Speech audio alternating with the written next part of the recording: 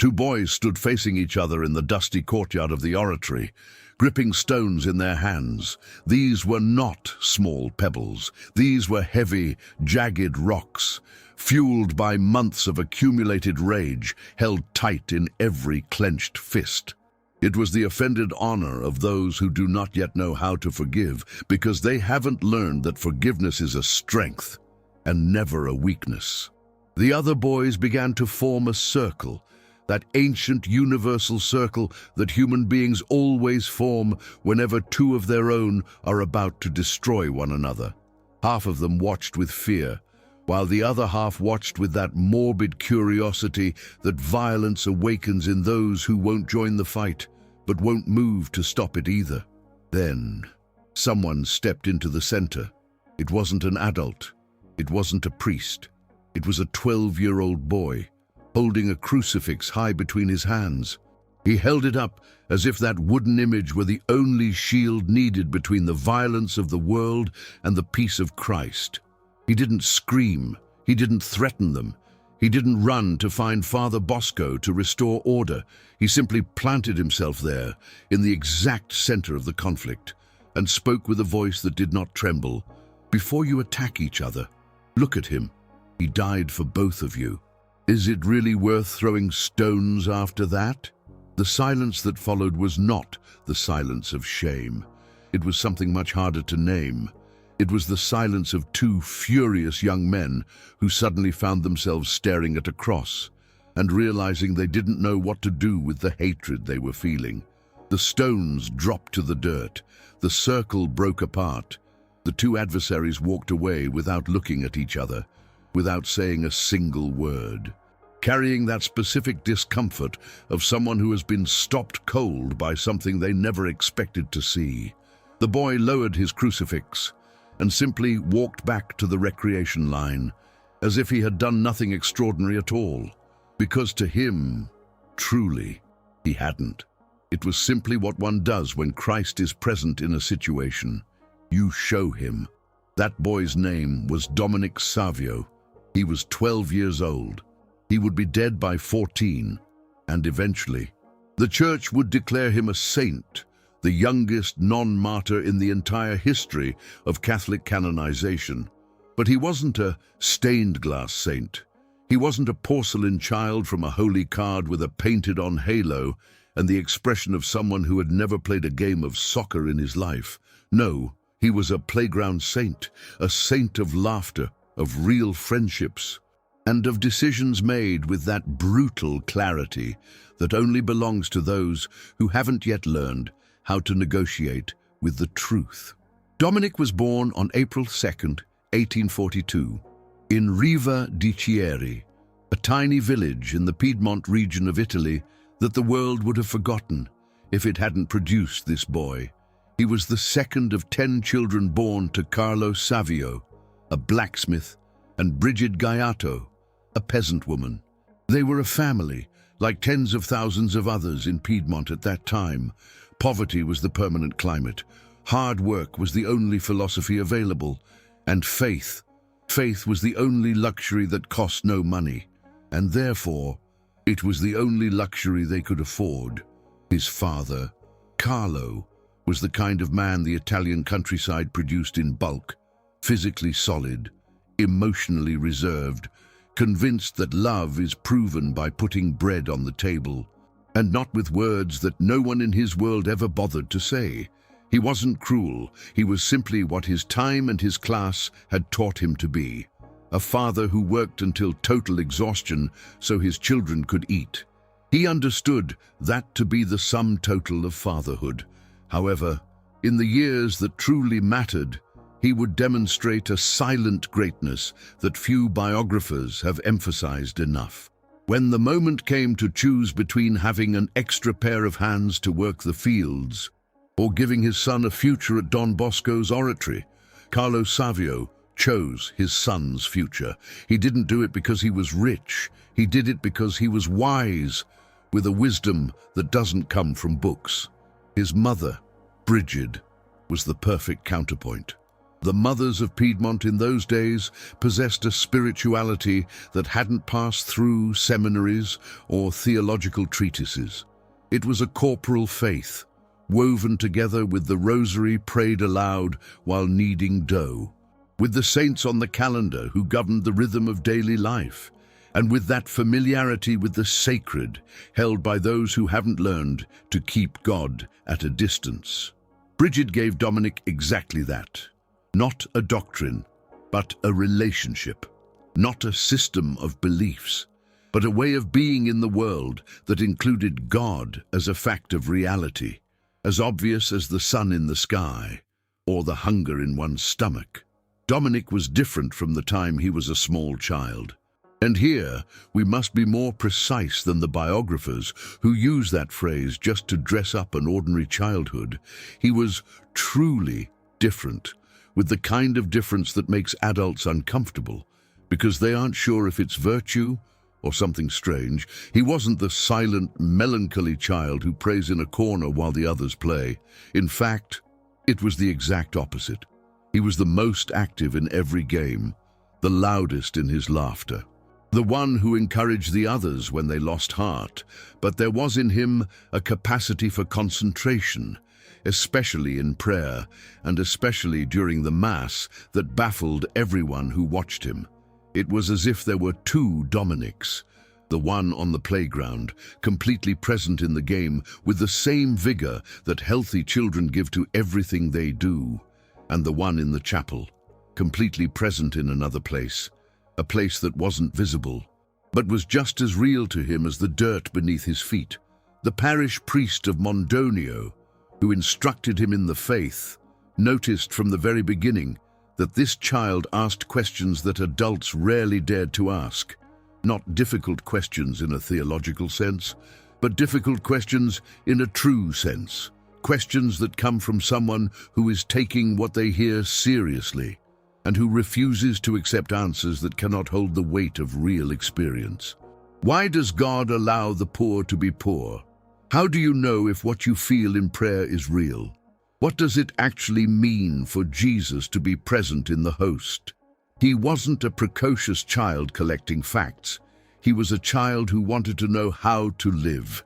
He made his first Holy Communion at the age of 7, incredibly early for an era when most waited until they were 12 or 13. The parish priest hesitated. 7 years old is so young. But Dominic knew the entire catechism, not by heart, like those who memorize without understanding, but with the deep comprehension of someone who has pondered every sentence until it became his own. The priest examined him several times. Each time, he walked away more convinced. That child understood what he was about to receive. Perhaps he understood it better than many adults who had been receiving communion for decades out of mere habit and routine. On the morning of his first communion, Dominic wrote 4 resolutions in a small notebook, resolutions that the Salesian tradition has preserved as his most concentrated spiritual testament. These are not the resolutions of a typical child. They are the resolutions of someone who has made a decision once and for all, and who wants it in writing, so there is no turning back. I will go to confession often, and I will receive Holy Communion as often as my confessor allows. I will keep the Sundays and holy days of obligation special. My friends shall be Jesus and Mary. And then there was the 4th resolution, the one that sums up the previous 3 with a clarity that makes the skin crawl. The kind of thing you'd think was just a dramatic exaggeration if you didn't know what was coming next. Death, but not sin. 4 simple sentences, an entire program for a human life, written by a 7-year-old boy. The parish priest tucked that notebook away.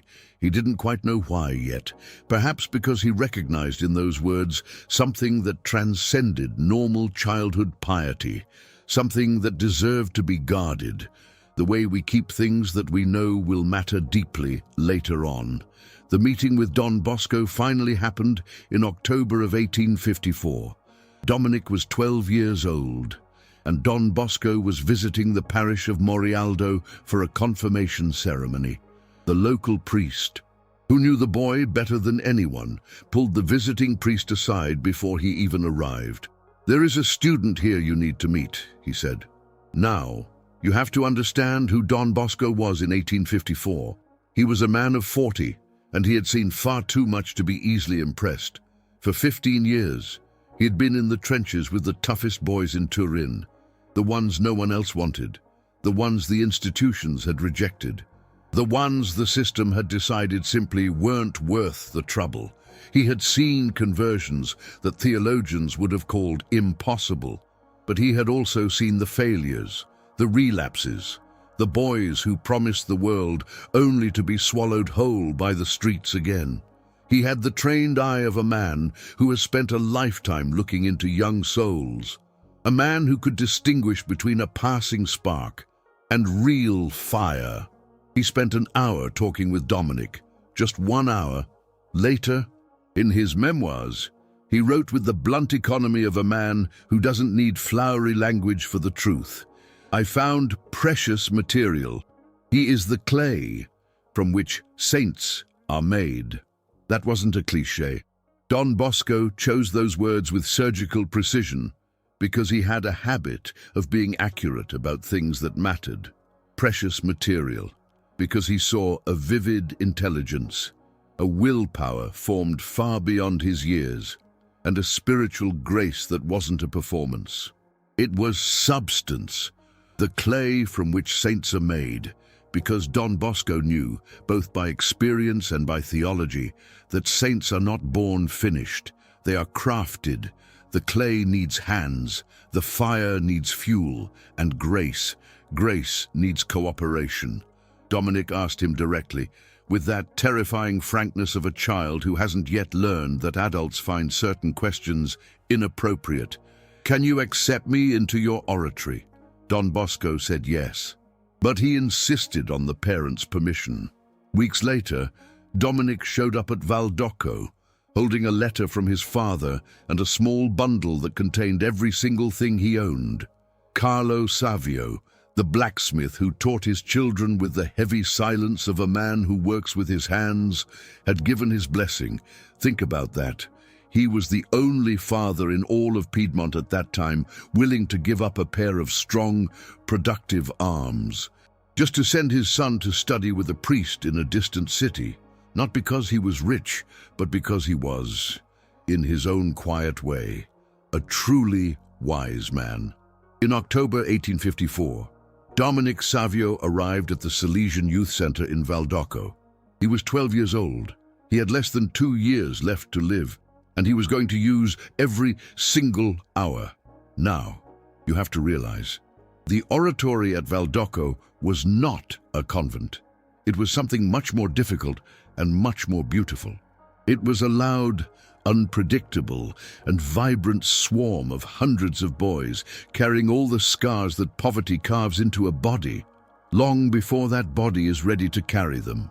These were boys who had been working in factories since they were 8, boys who had been beaten by masters and had learned that adults were dangerous until proven otherwise, boys who had slept on the streets and who looked at any roof with the suspicion of someone who knows that roofs, like everything else, can vanish. Don Bosco had a pedagogical system he called the preventive system. And that word, preventive, it matters. It meant the exact opposite of what the world expected from a priest in the mid-1800s. Not punishment, but presence. Not surveillance, but trust. Not the crushing of youthful energy, but the channeling of it. His central idea was radical then, and it's radical now, that holiness isn't a heavy burden you carry with a long face, but an adventure you live with the expression of someone who is exactly where they are meant to be. That joy is not the reward for being good. It is the sign that your goodness is real. He believed that a boy who prays because he's forced by fear isn't actually praying. He's just filling out a form, and forms, paperwork. They don't change anyone's soul. That's why Valdocco had games. It had theater. Don Bosco would stage plays that the boys themselves acted in. And the artistic quality didn't matter half as much as the fact that when you're on a stage, You have to learn something about others and about yourself. It had music, choirs, bands, instruments that these boys learned from scratch, with a level of patience you wouldn't find in an elite conservatory. It had workshops where they taught a trade, because Don Bosco understood that dignity isn't something you preach, it's something you build with your hands. And yes, it had a chapel where prayer was real, because the rest of the day was real too. Dominic understood this system instantly. More than that, he embodied it with a naturalness that disarmed everyone who saw him. He wasn't some pious kid. He wasn't the boy who skipped the games to go hide in a corner and pray, making everyone else feel guilty with his public display of perfection. No, he was the fastest one during a game of tag. He was the one who laughed the loudest at the jokes in the courtyard. He was the one Don Bosco looked for whenever a new boy arrived. Some shy kid who didn't know how to fit into that noisy world, because Dominic had this gift, a way of making anyone feel expected, as if their presence mattered, as if there was a spot held specifically for them. His friends from the oratory described him later, when historians interviewed them in their old age, and their accounts were shockingly consistent. They all said the same thing. He was joyful, always joyful, not a fake smile covering up sadness, but the natural expression of someone at peace with his own soul. He was generous with his time. If a classmate struggled with a grammar exercise or a line of Latin, Dominic would stay after class to help, with a patience that wasn't just putting up with them, but a genuine interest in their success.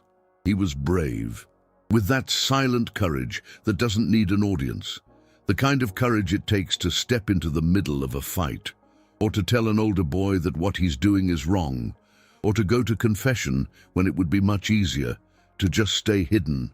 But there was something else, something his friends struggled to name because they lacked the vocabulary for it. Whenever Dominic came out of a long prayer in the chapel, or one of those moments of deep focus that would hit him even in the middle of the crowded courtyard, his face had a look they couldn't quite describe. One of them finally put it into words. It was as if he were just returning from somewhere else. It was as if he were seeing something the rest of us simply could not see, one witness recalled years later.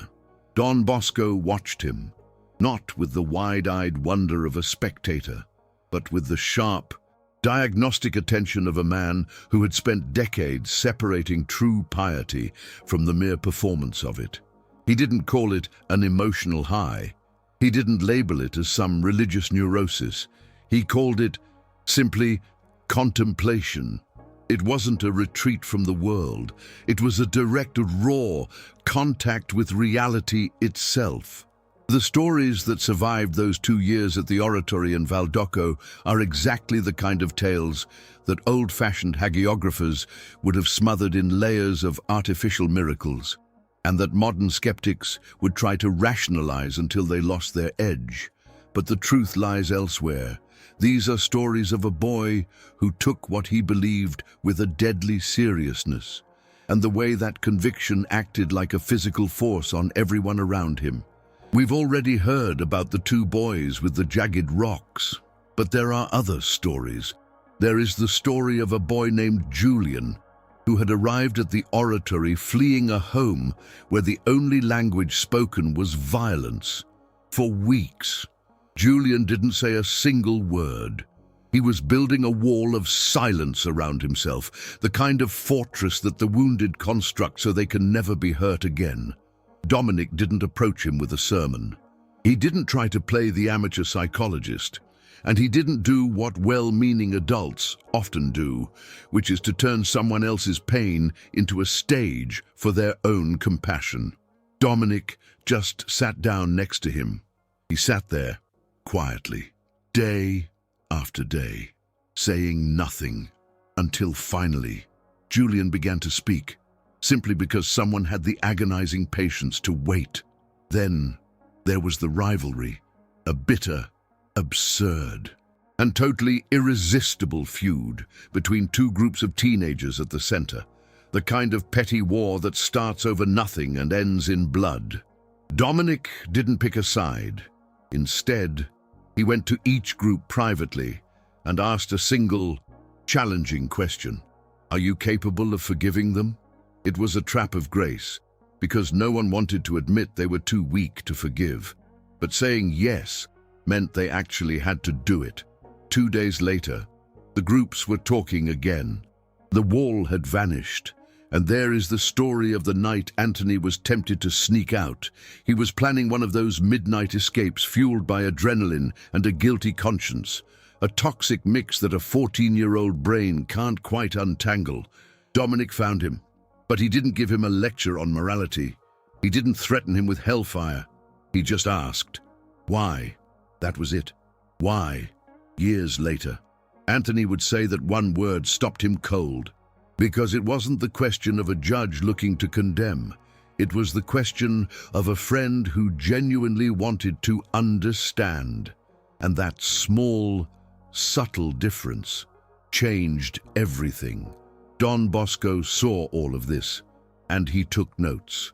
Not with the frantic excitement of someone discovering a supernatural prodigy, but with the deep, quiet calm of a man seeing his initial intuition confirmed by time. This boy wasn't just pious in the Sunday school sense of the word.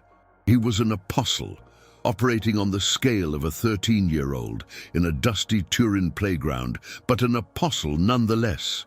He didn't influence people with speeches. He did it with his presence, not with commands, but with questions. Not with the borrowed authority of books, but with the most difficult and genuine authority there is. The authority of a person who actually lives what they say they believe. In May of 1856, Dominic did something that very few 14-year-olds would ever dream of doing.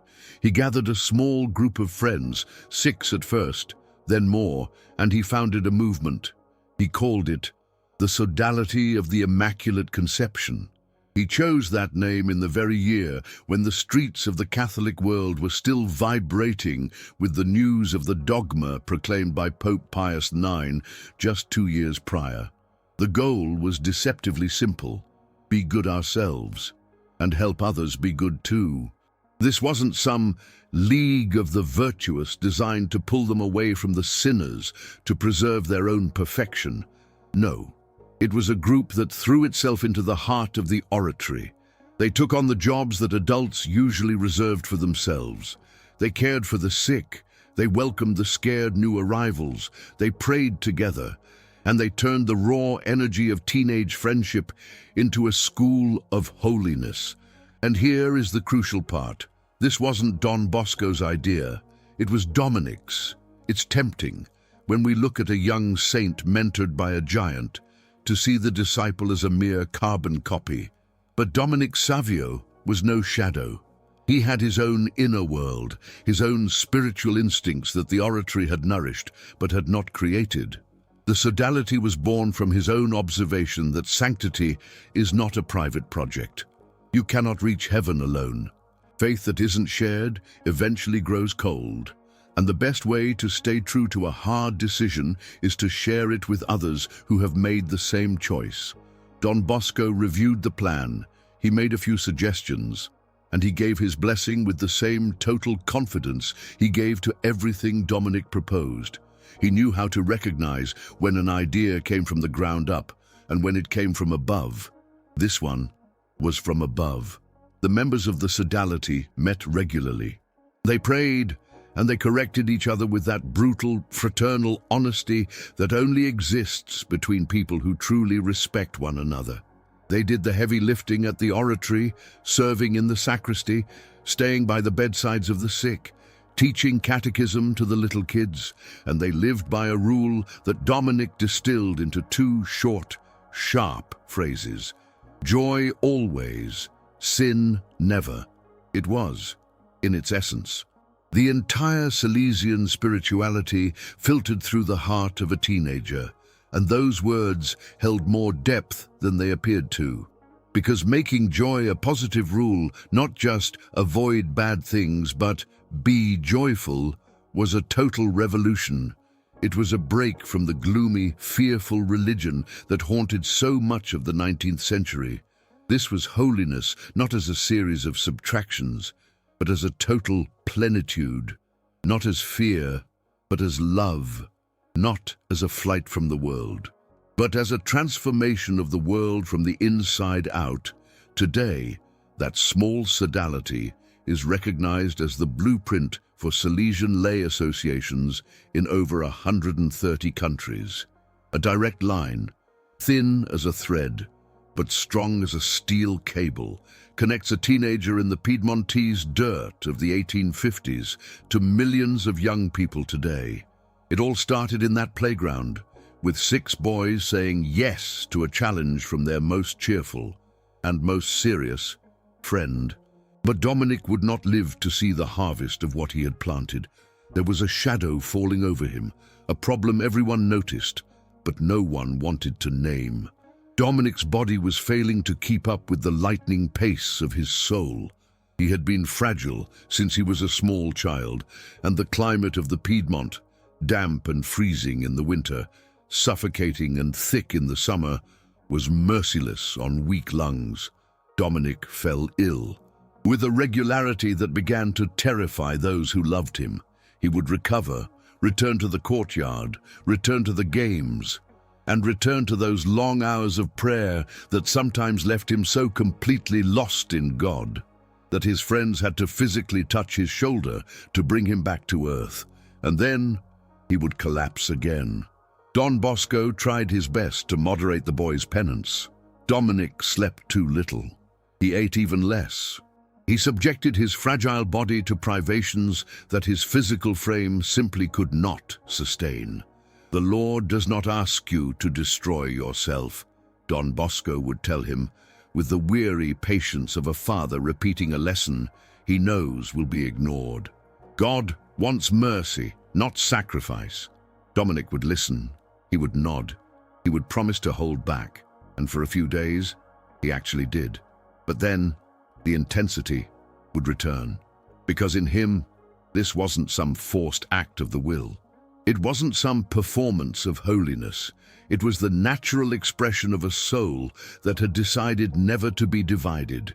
He didn't know how to be one person in the chapel and another person on the playground. What he felt when he prayed was so real, so urgent, so completely his own, that his body followed his spirit without him even giving the order. It wasn't about punishment. It was about coherence. The winter of 1856 into 1857 was brutal. Dominic's lungs began to show signs that even the oratory's doctor couldn't ignore. A persistent fever, a cough that wouldn't break, a progressive wasting away that made his clothes hang off his frame in a way that no one wanted to look at for too long. Don Bosco, who knew the boy better than almost anyone, saw something in Dominic's face that the doctors didn't have a name for, but he knew what it was. It was that strange radiance, that transparency that some people develop in their final months, as if the skin itself becomes thin glass, as the life within burns brighter and brighter. The doctor recommended that Dominic go home, back to Mondonio, back to the country air and the care of his family. It was the diagnosis of a man who knew there was no cure, but wanted to give this boy a softer place to die than the crowded dormitories of an inner-city school. Consumption, what we call tuberculosis today, was a death sentence in the 19th century. There was no treatment, only the waiting. Dominic left in March of 1857. He walked out of the Valdocco oratory with his health shattered, but his serenity intact.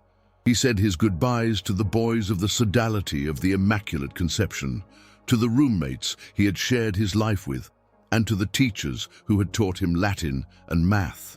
Teachers who found a rare kind of joy in teaching him because of the deep attention he gave to everything. Finally, he said goodbye to Don Bosco. They shared an embrace that neither of them would speak of later. because they both knew exactly what it was. It wasn't a "see you later," it was "goodbye until the next life." The journey from Turin to Mondonio was only a few hours by carriage.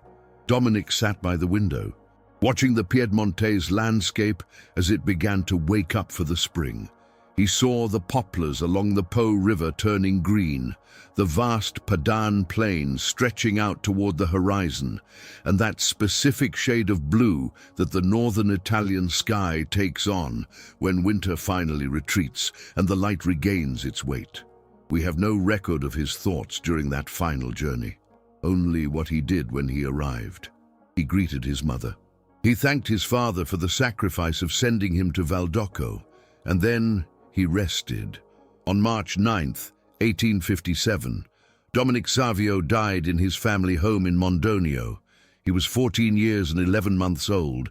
Those who were there, his mother, his father, a few neighbors, and the parish priest who had prepared him for his first Holy Communion 7 years earlier, said his final minutes were filled with a strange stillness. Not the stillness of being unconscious, not the silence of someone who has already checked out, but the stillness of someone arriving at a place he recognizes. His very last words, the last ones anyone could make out before his voice faded into a whisper, were these: "Oh, what beautiful things I am seeing. 14 years and 11 months. That was all the world was allowed to have of Dominic Savio. But Don Bosco refused to let that death just be a tragedy. Those who knew him said the priest had a very unique relationship with the boys he had lost. He didn't grieve like a school principal mourning a student with professional distance. He grieved like a father who has lost his own son, who can't understand how the world keeps spinning as if nothing has changed. With Dominic, the loss was deeper. Dominic had been the proof, the living confirmation that Don Bosco's preventive system actually worked. He wasn't just a good student, he was a masterpiece of grace. 2 years after the boy passed away, Don Bosco published a biography of Dominic Savio. It would become one of the most widely read books in Salesian spirituality. And what makes that book so extraordinary? What separates it from those sugary, fake hagiographies that paint saints as untouchable statues is its raw honesty. Don Bosco didn't turn Dominic into a porcelain figure on a shelf. He let him be exactly what he was, a boy. He wrote about the games, the laughter, the moments when Dominic messed up and felt ashamed and had to start over. He wrote about the fights Dominic had to break up, the friends he looked after, and those moments of intense prayer that unsettled the adults because they looked so unscripted. He wrote about the sodality with the quiet pride of a teacher who knows his student has surpassed him. Because Dominic had done something Don Bosco hadn't even thought of, he created a way for young people to lead each other to holiness without needing an adult middleman. But above all, he wrote about joy. That joy was Dominic's signature, the smoking gun of his holiness. It wasn't a shallow, forced smile. It wasn't the fake happiness of someone in denial. It was the joy of a person at peace with who he was and what he was doing. It was the joy of someone who refused to waste the present moment by trying to be someone else. The central lesson of that book, the one Don Bosco wanted every young reader in the schools across Europe to feel in their bones, was simple. Holiness isn't a program for serious old people. It isn't a trophy for surviving long enough to finally get things right. It is a decision that can be made at 7 years old on a bright First Communion morning. In the very moment a child writes in his notebook that he would rather die than sin, and discovers that those words aren't just a dramatic phrase, but the most accurate description of his heart. This book, this simple biography written by a grieving mentor, traveled like wildfire through Salesian schools and youth centers across the globe. It didn't just sit on shelves. It sparked vocations. It triggered radical conversions. It forged an entire generation of young people who discovered, through those very pages, that holiness is not a restricted club. It isn't reserved for those with a special temperament, or a wealthy family, or perfect circumstances. The world learned that a boy from a tiny village in Piedmont, the son of a humble blacksmith, a child with no money, no powerful connections, and less than 2 years of formal spiritual training, could become a saint.